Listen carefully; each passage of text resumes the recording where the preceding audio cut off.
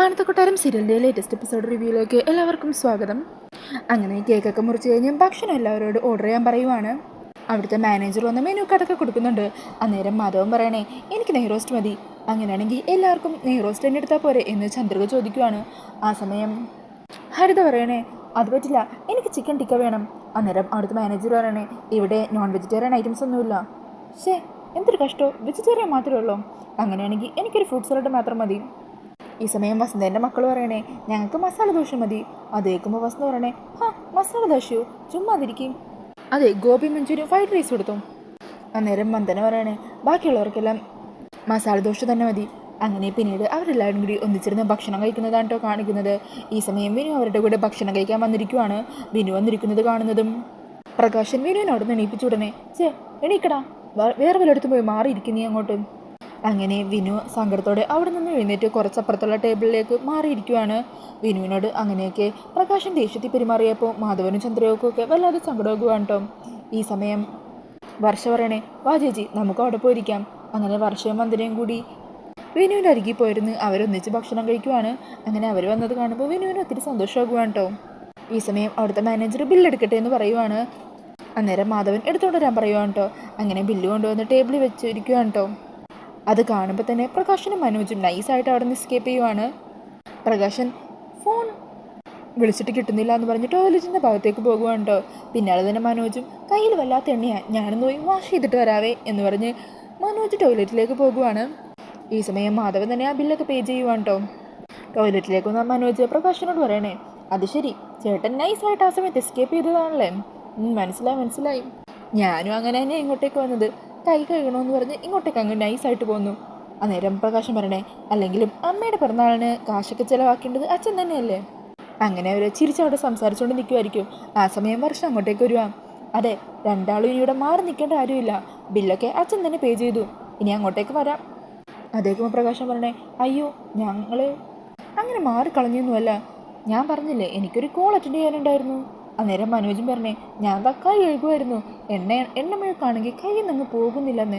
പക്ഷേ ഞങ്ങൾ തിരിച്ചു വരുമ്പോൾ ഞാൻ തന്നെ ഈ പൈസ കൊടുത്താനല്ലോ, വെറുതെ എന്തിൻ്റെ അച്ഛൻ കൊടുത്തത്. എനിക്കറിയില്ല എൻ്റെ ഏട്ടന്മാരെ, എന്താണെങ്കിലും രണ്ടാളും അങ്ങോട്ടേക്ക് വാ. അങ്ങനെ ഒന്നും അറിയാത്ത പോലെ അവർ രണ്ടാളും അവിടെ എത്തുവാണ് കേട്ടോ. ഈ സമയം ചന്ദ്രിക പറയണേ, അമ്മക്കുള്ള മസാല ദോശയും കൂടി നമുക്ക് പാഴ്സൽ വാങ്ങിക്കൊണ്ട് പോകാം, അമ്മക്ക് ഒത്തിരി സന്തോഷമാകും. ഈ സമയം മാധവനൊരു കോൾ വരുന്നുണ്ട്. അത് ബ്രോക്കർ ശശാങ്കനായിരിക്കും കേട്ടോ. അന്നേരം മാധവൻ പറയണേ, ദേ ചന്ദ്രികയെ, നീ കോളം അറ്റൻഡ് ചെയ്യ്, ബ്രോക്കറാ, ഞാൻ കൈ കഴുകിയിട്ട് വരാം. അങ്ങനെ ചന്ദ്രിക കോൾ അറ്റൻഡ് ചെയ്യുവാണ്. അന്നേരം ബ്രോക്കർ പറയണേ, അതെ, നാളെ വന്ദനമോളെ കാണാനായിട്ട് ഒരു കൂട്ടർ വരുന്നുണ്ട്, അവരെ നാളെ തന്നെ അങ്ങോട്ടേക്ക് കൊണ്ടുവരാമല്ലോ, വേറെ പ്രത്യേകിച്ച് കുഴപ്പമൊന്നുമില്ലല്ലോ. അന്നേരം ചന്ദ്രിക പറയണേ, ഒരു ബുദ്ധിമുട്ടില്ല, നാളെ തന്നെ കൊണ്ടുവന്നോ, ഞാൻ മാധവേട്ടൻ വരുമ്പോൾ ഈ കാര്യം പറഞ്ഞോളാം. അങ്ങനെ പറഞ്ഞ് ഫോൺ കട്ടാക്കുവാണ്. പിന്നീട് കാണിക്കുന്നത് വീട്ടിലെത്തി മുത്തശ്ശിക്ക് മസാല ദോശയൊക്കെ കഴിക്കാൻ കൊടുക്കുകയാണ്. അങ്ങനെ മുത്തശ്ശി ആ മസാല ദോശയൊക്കെ ആസ്വദിച്ച് കഴിക്കുകയാണ് കേട്ടോ. ഈ സമയം മാധവനും ചന്ദ്രികയും നാളെ വന്ദനേനെ പെണ്ണ് കാണാൻ ഒരു കൂട്ടർ വരുന്ന കാര്യം എല്ലാവരോടായിട്ട് പറയുവാണ്. എന്നിട്ട് മാധവൻ പറയണേ, അതെ, നാളെ ജോലിക്ക് പോകേണ്ടവരൊക്കെ ലീവ് എടുത്തോളണേ, എല്ലാവരും നാളെ ഇവിടെ ഉണ്ടാവണം. അന്നേരം കുട്ടികളൊക്കെ പറയണേ, ഹായ്, അപ്പം നാളെ കുറേ മധുരപലഹാരങ്ങളൊക്കെ കഴിക്കാമല്ലോ, ഇന്ന് മുത്തശ്ശിയുടെ പിറന്നാളായിരുന്നു, നാളെ ചെറിയമ്മയുടെ പെണ്ണ് കാണൽ. ഈ സമയം വന്ദനയുടെ മുഖത്താണെങ്കിൽ ഒരു തെളിച്ചു വന്നില്ല കേട്ടോ. അത് കാണുമ്പോൾ വർഷം ചോദിക്കണേ, എന്തു പറ്റി, എന്താ ചേച്ചിക്കൊരു സന്തോഷമില്ലാത്തത്. അന്നേരം വന്ദന പറയണേ, ഇതിപ്പോൾ എത്ര തവണയായി ഓരോരുത്തരുടെ മുമ്പിൽ അണിഞ്ഞൊരുങ്ങി നിൽക്കുന്നു, എനിക്കാണെങ്കിൽ ആകെ മടുപ്പ് തോന്നി തുടങ്ങി, ഇനിയും എത്ര നാളെന്ന് വെച്ചാൽ ഇങ്ങനെ നിൽക്കുക. അത് കേൾക്കുമ്പോൾ ഹരിത മനോജിനോട് ചെവിയിൽ ഇങ്ങനെ പറയണേ, നിങ്ങളുടെ പെങ്ങൾ പറഞ്ഞാൽ എന്താണെങ്കിലും ശരിയാ, ഇവൾക്ക് ജാതക ദോഷമല്ലേ, ഒരു കല്യാണം നേരെ ചൊവ്വേ നടക്കുന്നില്ലല്ലോ.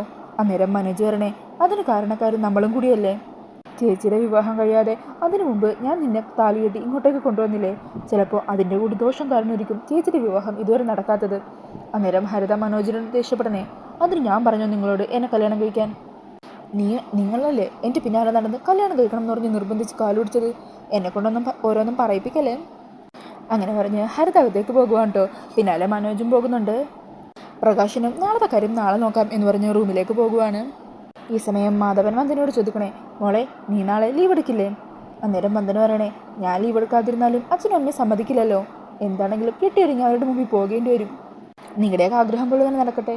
അങ്ങനെ പറഞ്ഞ് വന്ദന വർഷം റൂമിലേക്ക് പോകുവാണ് കേട്ടോ.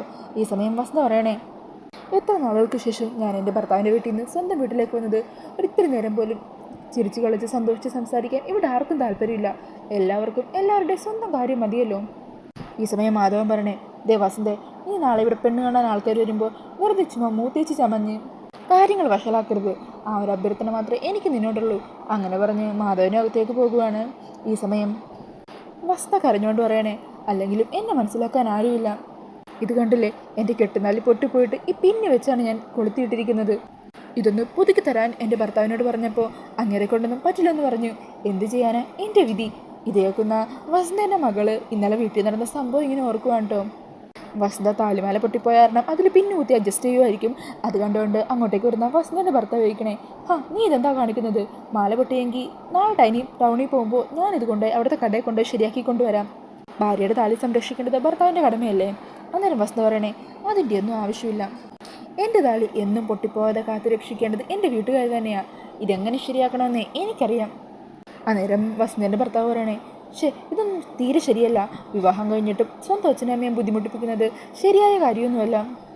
ഒന്നുമില്ലെങ്കിലും നമുക്ക് 2 പെൺമക്കളുള്ളല്ലേ, അവരിങ്ങനെ വിഷമിപ്പിക്കരുത്. അത് അവരുടെ വിഷമം എന്താണെന്ന് നമുക്ക് നമ്മുടെ മക്കൾ വലുതായതിനു ശേഷം മനസ്സിലാകും. അന്നേരം വസന്ത പറയണേ, അത് നമ്മുടെ മക്കൾ വലുതാവുമ്പോഴല്ലേ? അവരുടെ കല്യാണത്തിനുള്ള പൈസ ഞാൻ എൻ്റെ വീട്ടിൽ നിന്ന് തന്നെ ഒപ്പിക്കും, നിങ്ങൾ കണ്ടോ. അങ്ങനെ കുട്ടികൾ ഈ കാര്യമൊക്കെ ഇങ്ങനെ ഓർക്കുവാണ്. ഈ സമയം വീണ്ടും വസന്ത കരഞ്ഞങ്ങ് അഭിനയിക്കുക. എൻ്റെ ഈ മാല ഒന്ന് ശരിയാക്കി തരാൻ പോലും എൻ്റെ ഭർത്താവിന് മനസ്സില്ല. അതേക്കുന്നതും മൂത്ത മോള് പറയണേ, അച്ഛൻ ഇന്നലെ തന്നെ ഇത് ശരിയാക്കി തരാമെന്ന് അമ്മയോട് പറഞ്ഞതല്ലേ. അതേക്കുന്നതും വസന്ത ആ കൊച്ചിനോടങ്ങ് ദേഷ്യപ്പെടുക. ദേ, മുതിർന്നവർ സംസാരിക്കുമ്പോൾ കുട്ടികൾ അതിൽ ഇടപെടണ്ട, മര്യാദക്ക് റൂമിൽ കയറിപ്പോടി. അന്നേരം മുത്തശ്ശി അത് കേട്ട് വസന്തനെ കളിയാക്കണേ, എടി കള്ളി, നീ വായെടുത്താൽ നുണയെ പറയുള്ളല്ലേ, കൊച്ചിനോട് ദേഷ്യപ്പെടാനൊന്നും നിൽക്കണ്ടേ ഇനി. ഈ സമയം വസന്ത വീണ്ടും കരയുന്നത് പോലെ അങ്ങ് അഭിനയിക്കുവാണ്. അന്നേരം ചന്ദ്രിക വസന്തയോട് പറയണേ, മോളെ നീ വിഷമിക്കാതിരിക്കുക, ഞങ്ങളെ കൊണ്ട് പറ്റുന്നത് പോലെയൊക്കെ നിന്നെ സഹായിക്കാം, നീ വാ. അങ്ങനെ വസന്തയും കൂട്ടി റൂമിലേക്ക് പോകുന്നുണ്ട് ചന്ദ്രിക. അന്നേരം മുത്തശ്ശി വിനുവിനെ വിളിക്കണേ, എടാ വിനു, വേഗം വന്നേ, നീയേ മാധവനോട് റൂമിലേക്ക് ഒരു കള്ളി പോയിട്ടുണ്ടെന്ന് പറ. പിന്നീട് കാണിക്കുന്നത് റൂമിലെത്തുന്ന വസന്തനെയാണ് കേട്ടോ. ഈ സമയം വസന്ത അമ്മയോട് ചോദിക്കണേ, അല്ലമ്മേ, ബർത്ത്ഡേ ആയിട്ട് അമ്മക്ക് അച്ഛൻ എന്ത് സമ്മാനം തന്നത്? അന്നേരം സമ്മാനമായിട്ട് കൊടുത്ത ആ വളയൊക്കെ എടുത്ത് കാണിക്കുവാണ് കേട്ടോ. അതുകണ്ട് ആ വളയൊക്കെ അപ്പം തന്നെ വസന്ത കയ്യിലൊക്കെ ഇങ്ങനെ ഇട്ട് നോക്കുക. അമ്മയുടെ ഒരു ഭാഗ്യം, എനിക്കുണ്ടൊരു ഭർത്താവ്. എൻ്റെ ബർത്ത്ഡേക്ക് സ്വർണ്ണവല പോയിട്ട് ഒരു ചെറിയ കേക്ക് പോലും കട്ട് ചെയ്യില്ല, അതിനും വേണം ഒരു യോഗം. ഈ സമയം ആ അലമാരയുടെ ഉള്ളിൽ മറ്റൊരു കുഞ്ഞു ബോക്സ് ഇരിക്കണമാണ്. അങ്ങനെ അത് തുറന്ന് നോക്കുമ്പോൾ ഒരു വലിയ താലിമാല ആയിരിക്കും കേട്ടോ. താലിയൊന്നും കൊളുത്തിയിട്ടില്ല, ഒരു സ്വർണ്ണത്തിൻ്റെ മാലയായിരിക്കും. അങ്ങനെ ആ മാല കഴുത്തിലിടുവാണ് കേട്ടോ വസന്ത. ഈ സമയത്ത് ഈ കാഴ്ച കണ്ടുകൊണ്ട് റൂമിലേക്ക് വരുവാണ് മാധവൻ. അങ്ങനെ ഇത് കണ്ട് നോക്കി നിൽക്കുന്ന മാധവനെ കാണിച്ചുകൊണ്ട് എപ്പിസോഡ് തീരുവാണ്. അപ്പോൾ ഈ ഒരു റിവ്യൂ ഇഷ്ടമായിട്ടുണ്ടെങ്കിൽ മറക്കാതെ വീഡിയോ ഒന്ന് ലൈക്ക് ചെയ്യണേ.